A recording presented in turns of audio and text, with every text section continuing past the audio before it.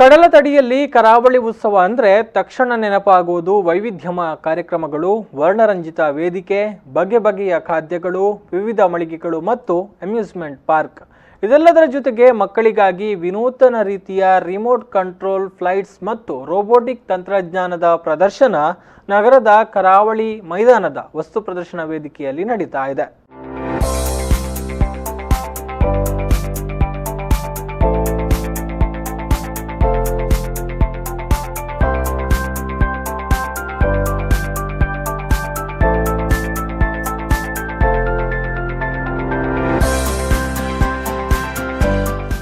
ಹೌದು, ಮಕ್ಕಳ ಕೌಶಲ್ಯ ಅಭಿವೃದ್ಧಿಗಾಗಿ ದಕ್ಷಿಣ ಕನ್ನಡ ಜಿಲ್ಲಾಡಳಿತದ ವತಿಯಿಂದ ಮಕ್ಕಳಿಗಾಗಿ ನಗರದಲ್ಲಿ ಮೊದಲ ಬಾರಿಗೆ ವಿನೂತನ ರೀತಿಯ ರಿಮೋಟ್ ಕಂಟ್ರೋಲ್ ಫ್ಲೈಟ್ಸ್ ಮತ್ತು ರೋಬೋಟಿಕ್ ತಂತ್ರಜ್ಞಾನ ಪ್ರದರ್ಶನವು ಇದೇ ಬರುವ ಶನಿವಾರದಿಂದ ಮಂಗಳೂರಿನ ಕರಾವಳಿ ಮೈದಾನದಲ್ಲಿ ನಡೆಯಲಿದ್ದು, ಮಕ್ಕಳಿಗಾಗಿ ಆಯೋಜಿಸಿದ ವಿನೂತನ ರೀತಿಯ ರಿಮೋಟ್ ಕಂಟ್ರೋಲ್ ಫ್ಲೈಟ್ಸ್ ಪ್ರದರ್ಶನವಾಗಿದೆ.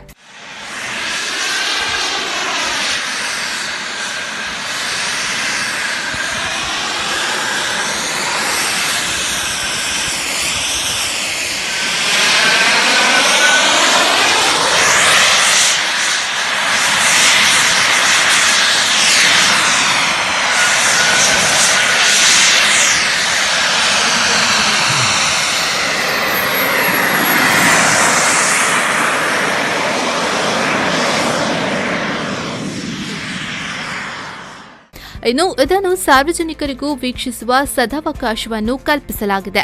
ಈಗಾಗಲೇ ಜಿಲ್ಲೆಯ ಎಲ್ಲ ಶಾಲೆಗಳಿಗೆ ಮಾಹಿತಿಯನ್ನ ಕಳುಹಿಸಲಾಗಿದ್ದು, ವಿಜ್ಞಾನ ಕ್ಷೇತ್ರದಲ್ಲಿ ಆಸಕ್ತಿ ಹೊಂದಿರುವ ವಿದ್ಯಾರ್ಥಿಗಳಿಗೆ ಇದೊಂದು ಉತ್ತಮ ಸದಾವಕಾಶವಾಗಿದೆ.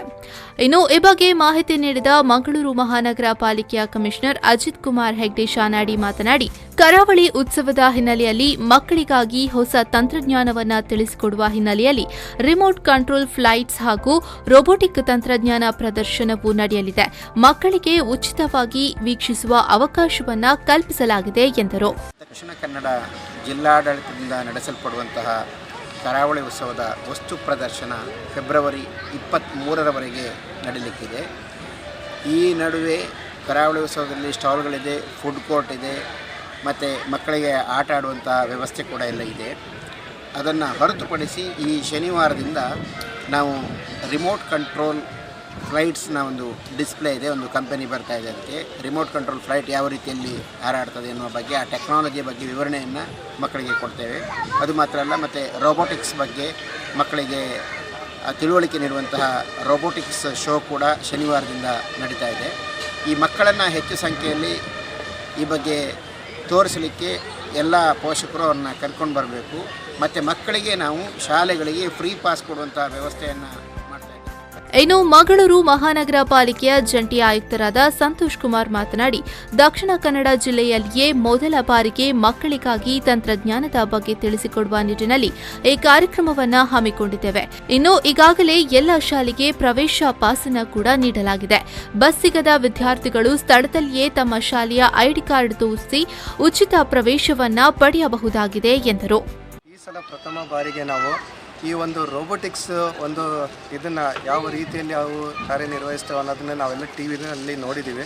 ಅದೇ ರೀತಿಯಲ್ಲಿ ನಾವು ಇಲ್ಲಿ ವಸ್ತು ಪ್ರದರ್ಶನದಲ್ಲಿ ಅದನ್ನು ಪ್ರದರ್ಶನಕ್ಕಾಗಿ ನಾವು ಇಟ್ಟಿದ್ದೀವಿ.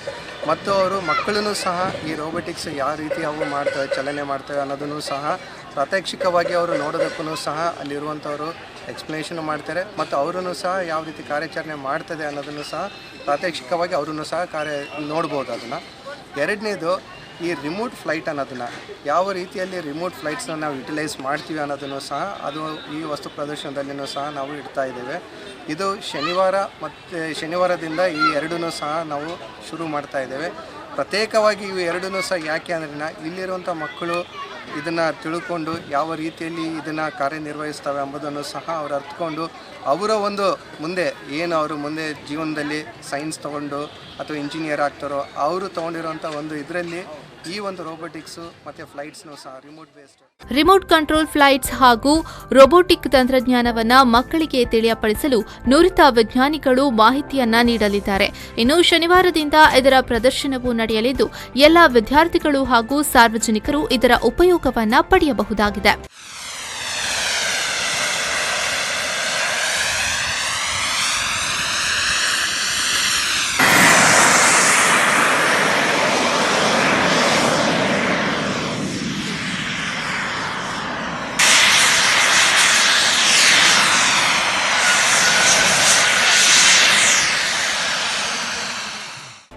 ಆದಿತ್ಯ ರಾವ್, ವಿ4 ನ್ಯೂಸ್ 24/7 ಮಂಗಳೂರು.